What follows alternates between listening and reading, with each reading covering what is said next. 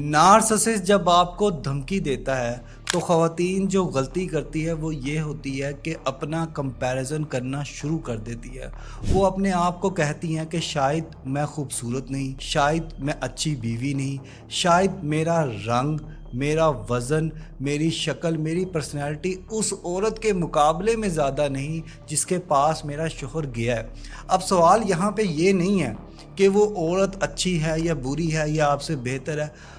सवाल ये है कि आपका शोहर जो आपके साथ रहते हुए आपके साथ किस तरह से ट्रीट कर रहा है। देखिए, हर रिलेशनशिप में ऊंच नीच आती है, अच्छे बुरे दिन आते हैं, रूठने मनाने का अमल चलता रहता है।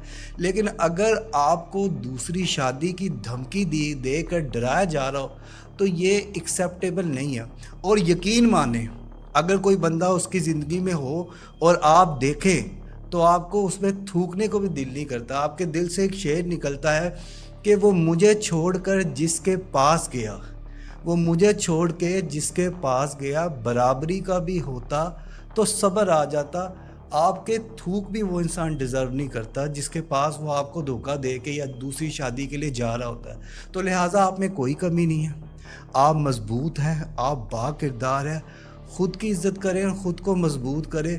इमोशनली वीक नहीं होने देना, अपने आप को स्टेबल रहना है।